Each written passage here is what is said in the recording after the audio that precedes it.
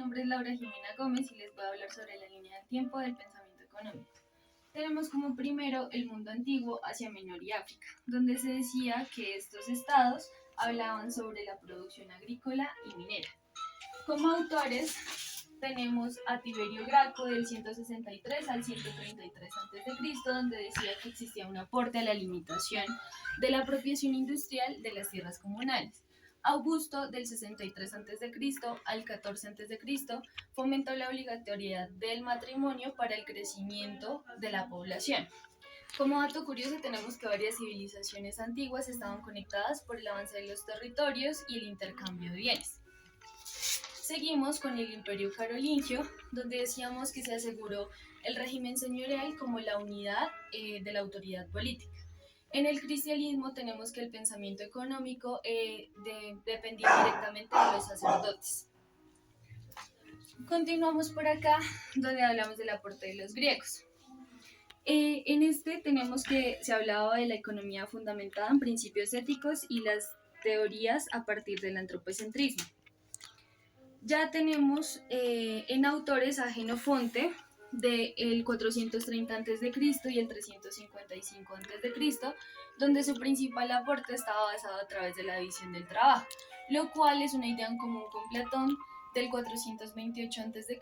al 347, donde él también hablaba de la división del trabajo, pero asimismo hablaba del ser humano como la necesidad de estudiarlo para entender el comportamiento respecto a la economía.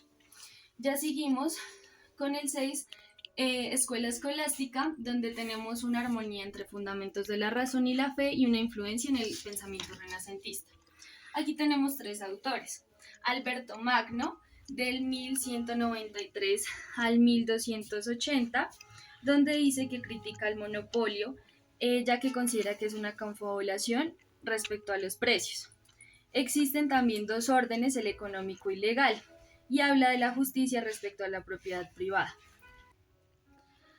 Tomás de Aquino, de 1225 a 1274, él nos hablaba sobre la propiedad privada y la necesidad de que el Estado distribuyera y regulara los frutos respecto pues, a lo que se manejaba en la época.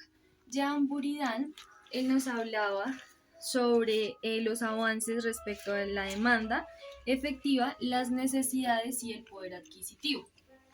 Ya más adelante tenemos a Nicolás de Oresmes, de 1323 a 1382, quien se considera fundador de las ciencias modernas y reconoció al dinero un valor no convencional sino real.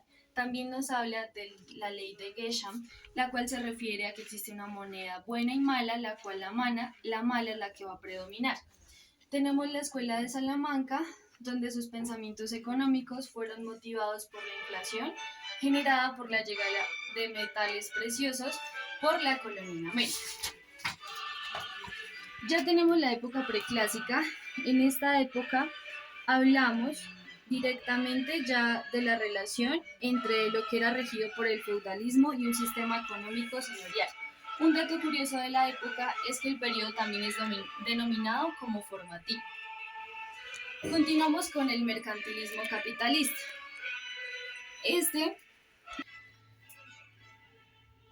Tenemos el mercantilismo capitalista, el cual habla sobre los mercados o la construcción de mercados europeos antes de la revolución industrial. Ya continuamos con estos autores: Jean-Baptiste del 1619 y del 1683. Hablaba sobre la promoción de la intervención gubernamental para apoyar y promover la industria. Tenemos a Thomas Moon del 1571 al 1641. Nos daba también unos aportes, pero respecto a la distribución también de los frutos y demás respecto a la economía. Ya seguimos con estos 3 autores. Tenemos a William Petit, el cual generó la medición de variables económicas, donde existía una teoría del valor y el dinero. Tenemos que su frase célebre era que el trabajador es el padre y el principio activo de la riqueza y las tierras son la madre. Ya seguimos con Bernard Mandelieve de 1670.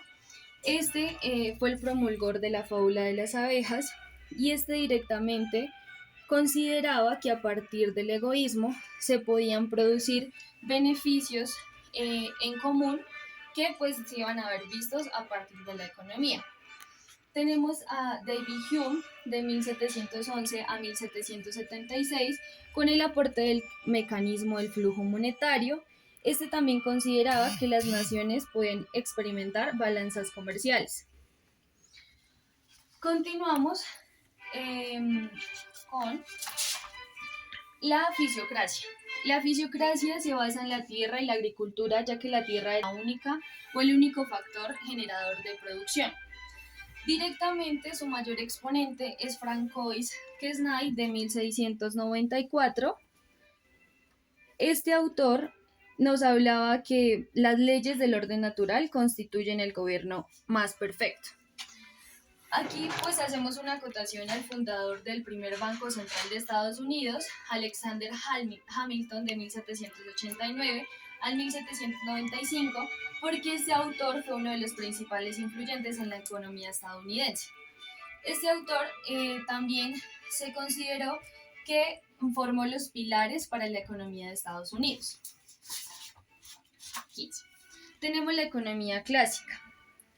Respecto a la economía clásica, se considera que como dato principal existe un libre mercado, que es la forma natural del funcionamiento de la economía. Ya continuamos aquí con los principales exponentes. Adam Smith decimos que nos dio la teoría de la mano invisible y la teoría de la distribución de la renta. Aquí respecto a la teoría de la mano invisible se dice que los aportes eran condiciones del equilibrio. Adam, al igual que pues sus compañeros como Jeremy Bentham y John Mill, que fueron los fundadores de la revista Westminster, donde difundían sus ideas reformistas, consideraban que existía una dinámica pues de regularización de la economía y propusieron el utilitarismo como fundamento de la sociedad. Ya finalizamos respecto a esta época con Thomas Malthus. Él consideraba que el incremento de la población impulsa el crecimiento económico y aquí formuló tres ideas. Él data de 1766 a 1854. Él decía que la población crece más rápido que la producción de alimentos y cuando se aumenta la producción de alimentos por encima del crecimiento de la población se estimula la tasa de crecimiento.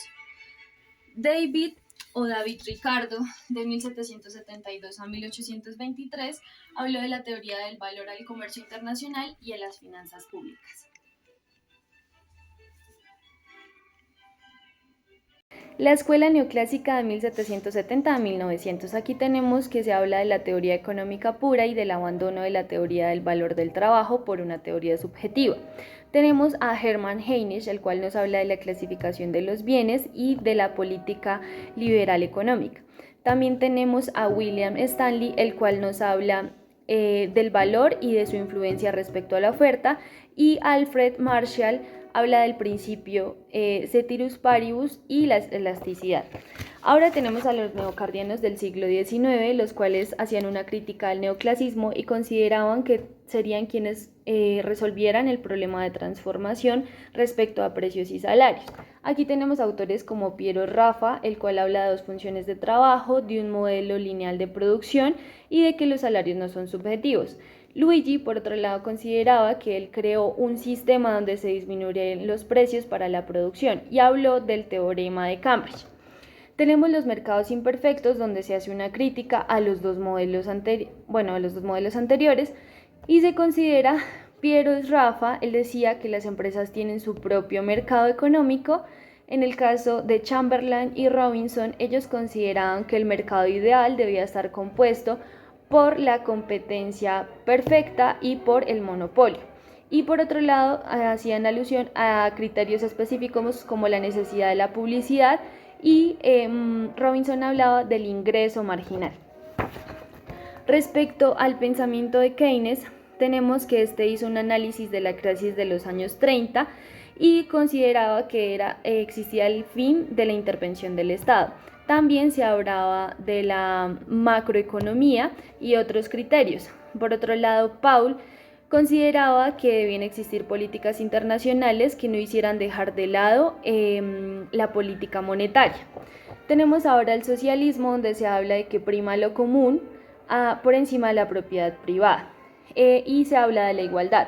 Algunos exponentes es el conde Saint-Simon, el cual nos habla de que no prima la propiedad privada y que deberían el Estado organizarse por cooperaciones o corporaciones.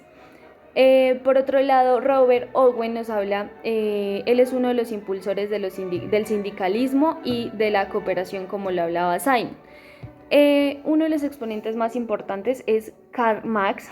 Él nos habla o propuso que se dieran criterios específicos respecto a la organización social y la distribución también de los bienes,